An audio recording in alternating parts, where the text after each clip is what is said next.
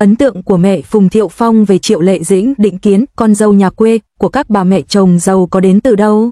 Khi Triệu Lệ Dĩnh từ chối đổi họ thành Vương Phủ và khăng khăng đòi quay lại làm việc sau khi sinh con, cuộc hôn nhân này không chỉ đơn thuần là sự kết hợp giữa hai người, đó là cuộc xung đột dữ dội giữa quan niệm truyền thống về giàu sang và quyền lực với tinh thần độc lập của người phụ nữ hiện đại, từ những câu hỏi về nguồn gốc nông thôn cho đến những cáo buộc bỏ bê gia đình, những vấn đề cơ bản phản ánh những khía cạnh xã hội sâu sắc hơn của sự phân tầng giai cấp và định kiến giới. Khi cuộc hôn nhân của nữ diễn viên hàng đầu Triệu Lệ Dĩnh và đại gia đời thứ hai Phùng Thiệu Phong trở thành chủ đề nóng, ấn tượng ban đầu của mẹ Phùng về con dâu đã bị cuốn vào vòng xoáy quan hệ mẹ chồng nàng dâu trong các gia đình giàu có. Từ những đánh giá mơ hồ, cô ấy chắc sẽ ổn thôi, cho đến những cái mác gây tranh cãi như gốc nông thôn và trình độ học vấn thấp. Cuộc hôn nhân xuyên tầng lớp này phản ánh sự soi xét phức tạp mà các gia đình giàu có truyền thống dành cho những người vợ bình dân. Những lời chỉ trích của mẹ Phùng dành cho Triệu Lệ Dĩnh chủ yếu tập trung vào xuất thân nông thôn và trình độ học vấn trung cấp kỹ thuật của cô. Các báo cáo cho biết mẹ Phùng đã thẳng thừng tuyên bố rằng Triệu Lệ chồng giàu có đã chỉ trích con dâu nghèo của mình trong một chương trình tạp kỹ. Người phụ nữ kiếm được 1.370 nhân dân tệ một tháng và làm việc trong ngành bán hàng bị gắn mác không đứng đắn, và bà mẹ chồng thậm chí còn công khai đặt câu hỏi về tính chính đáng trong các mối quan hệ của cô với người khác giới. Logic này gắn liền nghề nghiệp và thu nhập với phẩm chất đạo đức đã phơi bày những định kiến của các gia đình giàu có đối với tầng lớp thấp hơn, niềm tin rằng những người xuất thân từ nông thôn thiếu tu dưỡng và những người có trình độ trung cấp kỹ thuật không có khả năng kế thừa di sản văn hóa của gia đình.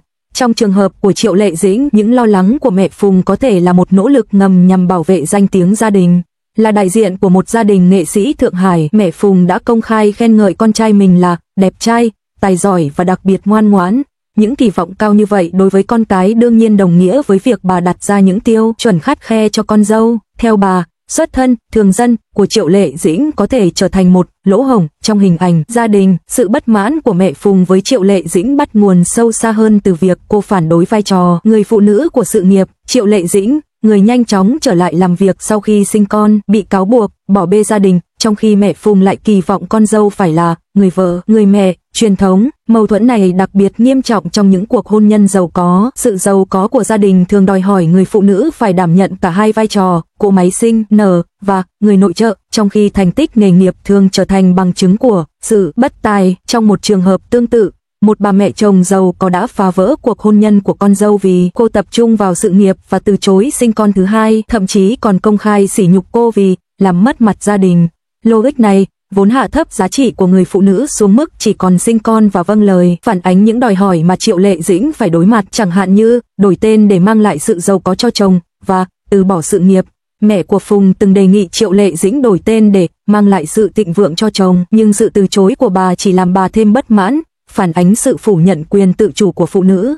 Tính cách độc đoán của mẹ Phùng Thiệu Phong thể hiện rõ qua cách nuôi dạy anh. Trong một chương trình truyền hình, Phùng Thiệu Phong gần như không thể đứng thẳng lưng trước mặt mẹ, thú nhận rằng anh luôn nghe lời mẹ trong mọi việc, từ diễn xuất đến các mối quan hệ. Bản tính kiểm soát này còn lan sang cả hôn nhân, biến thành sự soi mói toàn diện con dâu. Từ cách nuôi dạy đến kế hoạch sự nghiệp, mẹ Phùng cố gắng đưa Triệu Lệ Dĩnh vào hệ thống giá trị của mình, bề ngoài là vì lợi ích của con trai. Trong một chương trình lãng mạn, một bà mẹ chồng giàu có đã công khai chỉ trích con dâu, nghi ngờ cô có quan hệ với người khác giới, trong khi con trai bà vẫn im lặng. Mô hình mẹ mạnh, con yếu này cũng thể hiện rõ trong hôn nhân của Phùng Thiệu Phong. Khi Triệu Lệ Dĩnh từ chối thỏa hiệp, định kiến của mẹ Phùng chuyển từ ngầm sang công khai, thậm chí còn đề nghị cho cô một căn nhà sang trọng để đổi lấy sự hòa giải, cố gắng giành lại quyền kiểm soát cuộc hôn nhân bằng vật chất. Định kiến của mẹ Phùng đối với con dâu nông thôn về cơ bản là sản phẩm của những tác động đan xen giữa sự phân tầng giai cấp và chuẩn mực giới. Một mặt, các gia đình giàu có lợi dụng hôn nhân để củng cố rào cản giai cấp, coi những người có địa vị xã hội thấp hơn là mối đe dọa tiềm tàng.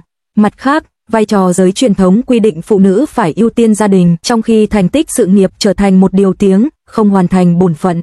Định kiến này không chỉ có ở Trung Quốc. Trong chương trình tạp kỹ Sự cám dỗ của người vợ của Hàn Quốc, một bà mẹ chồng giàu có đã nổi giận khi con dâu bà có những mối quan hệ bình thường với người khác giới, thậm chí còn đòi ly hôn với lý do cô làm ô danh gia đình. Trên toàn cầu, phụ nữ có sự nghiệp phải đối mặt với một tiêu chuẩn kép dai dẳng trong hôn nhân. Thành công bị coi là bỏ bê gia đình, trong khi sự phục tùng bị coi là thiếu tự chủ. Cuộc hôn nhân của Triệu Lệ Dĩnh kết thúc bằng ly hôn, nhưng bản thân lựa chọn của cô đã là một sự phản bác lại định kiến. Từ việc từ chối đổi tên cho đến kiên quyết quay lại, cô đã thách thức định kiến về con dâu nhà giàu bằng hành động của mình. Và việc mẹ Phùng đề nghị một biệt thự để đổi lấy sự hòa giải có thể cho thấy sự suy yếu của các giá trị truyền thống khi con dâu đạt được sự độc lập về tài chính và địa vị xã hội. Xu hướng kiểm soát của gia đình giàu có buộc phải điều chỉnh. Kết thúc của cuộc hôn nhân này, về bản chất, là sự xung đột giữa hai giá trị, một là cố gắng định nghĩa hôn nhân theo chuẩn mực giai cấp và giới tính, hai là tái cấu trúc các mối quan hệ dựa trên lựa chọn cá nhân. Câu chuyện của Triệu Lệ Dĩnh nhắc nhở chúng ta rằng, khuôn mẫu hạnh phúc của những cuộc hôn nhân giàu có đang được viết lại, sự kết hợp đích thực có thể không còn dựa trên sự tương đồng về hoàn cảnh gia đình và trình độ học vấn, mà là sự tôn trọng cá tính độc lập của nhau. Kết luận, ấn tượng ban đầu của mẹ Phùng về Triệu Lệ Dĩnh cho thấy sự xung đột dữ dội giữa định kiến của những gia đình giàu có và ý thức cá nhân hiện đại. Khi những người vợ nông thôn không còn bằng lòng với vai trò phục tùng, và khi phụ nữ chuyên nghiệp từ chối bị coi là phụ thuộc vào gia đình, các chuẩn mực giai cấp và giới tính truyền thống đang bị phá vỡ. Những lợi ích và mất mát của cuộc hôn nhân này có thể đã vượt ra ngoài phạm vi cá nhân, trở thành một mô hình thu nhỏ để quan sát bối cảnh xã hội đang thay đổi.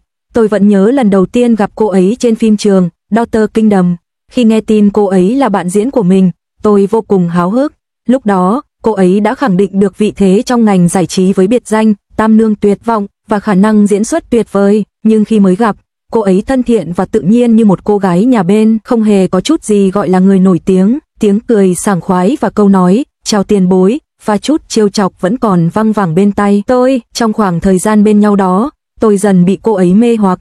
Niềm đam mê diễn xuất và sự tận tâm của cô ấy đã chạm đến trái tim tôi sâu sắc. Cô ấy luôn nỗ lực để hoàn hảo trong từng cảnh quay và từng biểu cảm, thường xuyên tập luyện và trau chuốt ngay cả những động tác nhỏ nhất. Tuy nhiên, ngoài đời, cô ấy lại như một cô gái ngây thơ, trẻ con, tràn đầy năng lượng và niềm vui, luôn thích chia sẻ niềm vui với mọi người. Khi sự hợp tác của chúng tôi ngày càng sâu sắc, chúng tôi càng hiểu nhau hơn. Tôi ngưỡng mộ sự thẳng thắn và chân thành của cô ấy, và cũng rất cảm động trước sự chân thành đó, được truyền cảm hứng từ niềm đam mê cuộc sống. Chúng tôi trò chuyện như những người bạn bình thường, thảo luận về kịch bản và chia sẻ niềm vui nỗi buồn. Hồi đó, cả hai chúng tôi đều ấp ủ một tình cảm mơ hồ dành cho nhau, nhưng công việc lại khiến chúng tôi xa cách. Sợi dây định mệnh cuối cùng đã đưa chúng tôi đến với nhau. Trong quá trình quay phim, do You Know, chúng tôi gặp lại nhau. Lần này, chúng tôi không còn là những người xa lạ nữa mà đã trở thành những cô ấy thì chọn bắt đầu lại và tiếp tục theo đuổi ước mơ diễn xuất. Trong Who is the Murderer, tôi tin rằng thời gian sẽ chữa lành mọi vết thương và khiến chúng ta trân trọng và biết ơn hơn. Trong những ngày tới, tôi chân thành chúc cô ấy tiếp tục thành công trong sự nghiệp và hy vọng cô ấy sẽ tìm thấy hạnh phúc cho riêng mình.